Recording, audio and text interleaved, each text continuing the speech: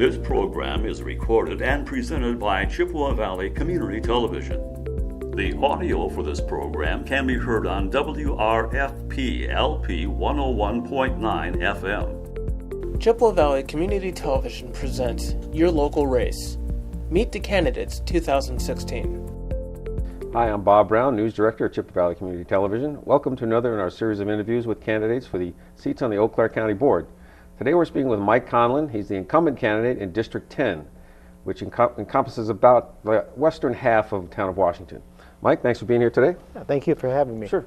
Why don't we begin by you just telling the voters, especially those who may not know you yet, a little bit about yourself and why it's important for you to return to your seat on the Eau Claire County Board. Well, I'm Mike Conlin. Been married one time, 35 years. I started a small business in Eau Claire about 25 years ago, Dynamic Displays. We manufacture computer displays. We sell nationally, internationally. The reason I first started the county board is I wanted to make some changes to the benefits that the county employs. I wanted to switch more to an HSA, health savings account, that is funded.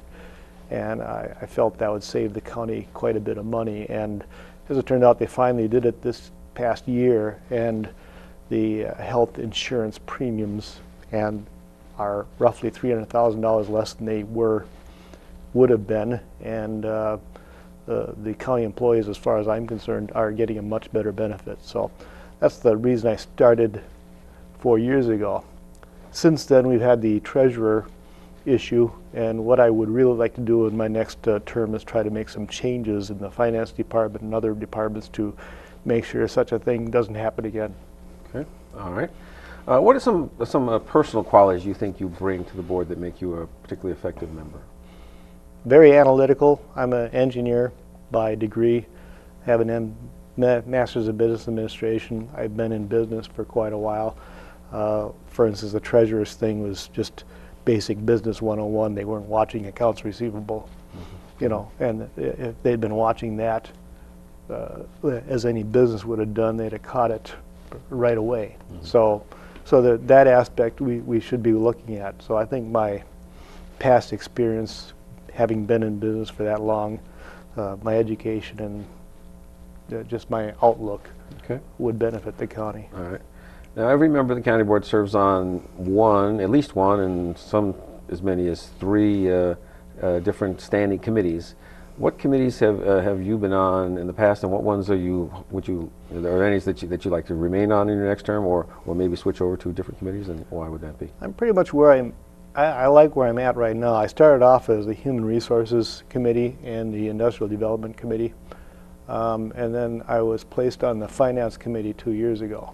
Just then about my first term there, this whole treasurer thing broke. So I think those two committees would be good. If I can get on the administration committee, that'd be great, but I doubt that I'll be able to. So, but I think being on the finance committee, I can make the changes I would like to make. Okay. Are there issues that you see coming before the board in your next term, if you're reelected, that would be of particular importance to the residents of District 10? I think the biggest issue is the finance issues and tightening things up so that this type of thing doesn't happen again. Okay, all right. Now, you've already, in your introduction, you talked about the issue of the HSA program for county employee benefits. Correct, yeah. Are there other actions the board has taken in your time that you've been strongly supportive of? Actually, if you look at it, most of the votes and decisions by the board are almost unanimous. So I would say most of it is just common sense stuff. There's very few divisive issues, and most of those relate to communications between us and the state legislature. So by and large, I'm supportive of what the county's been doing. We passed a decent budget. We gave our county employees, some of them were underpaid. We gave them a bit of a pay raise and still managed to keep it within the levy limits. So we've done some good things, and I think there's a lot of angst amongst the county employees in the wake of Act 10 that the county itself, the administration and the elected officials wouldn't treat them fairly, and I hope we've allayed some of that suspicion. So I think as time goes forward, we'll you'd be fair to your employees and they're fair to you. So that's how that works. Okay, all right. Has the board taken any actions in the time that you've been a member that you strongly opposed? Well, like I said, I've opposed a number of the communications we've had with the state legislatures. I thought that a lot of them got a little bit political. I tried to introduce some amendments to take some of the politics out of them, in which case I would have supported them, but no, that's a fairly minor issue, to be honest. Okay. Now, funding from the state and federal funding sources for county boards, just about local units of government of all sorts have been on a pretty steady decline in the last 5 to 10 years. In light of that reality, do you have some suggestions you'd like to bring before the board in your next term for maybe how you can deal with that issue of declining revenues in a productive way? Well, we've done a number of things. Changing the structure of the medical health that we're providing the employees, I think will continue to make a big difference. They've instituted wellness programs, which I think are going to be good. They've changed the structure to a health savings account that is funded, so the employees will tend to watch their money a lot better than they have. So I think that's helped. We've also changed the way the county parks the county forest is being handled, so we're getting more timber harvest than we used to, and all that's to the revenue side. So basically, when you have declining revenues from one, you try to make up for it in other areas like harvesting timber, raising some fees if you're providing the service. At least we should get the cost of those services back, and then reducing expenditures where we can without harming too much. If push comes to shove, we're going to have to make some hard decisions on which programs are really necessary and which ones can be eliminated. The biggest thing is you want to make sure that you're not being penny wise and pound foolish. In other words, you have to make sure that whatever cuts you have won't cause you increased costs down the road. So that's. Yeah, a related issue. When you have that conflict between the resources that are available and what county residents, particularly residents of District 10, what they want, when they're not in line with one another, what's your approach in terms of trying to strike that balance between what the residents want and what the finances might allow? Well, you want to, what you want and what you need are not necessarily the same thing. Okay, yeah, you always want to do what they want you to do. But some things,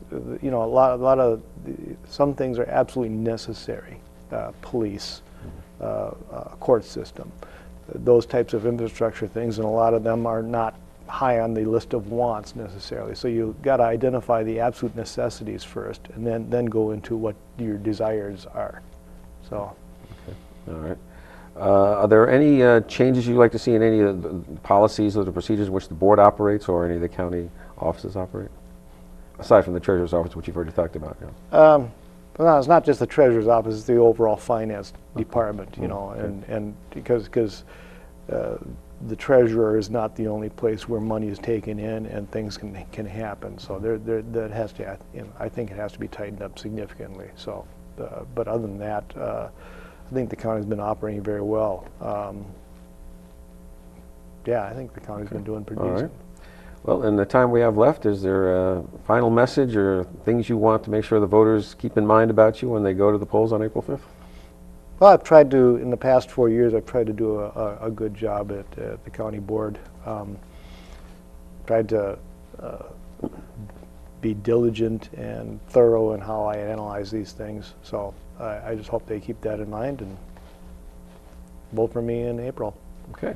Mike Conlin, thank you. Incumbent candidate in District 10, the Eau Claire County Board. Thanks for being here today. Thank you. And thank you for watching. We hope you will tune in to Channel 994 on the local cable system to see all of our interviews with candidates for the Eau Claire County Board, School Board, and City Council.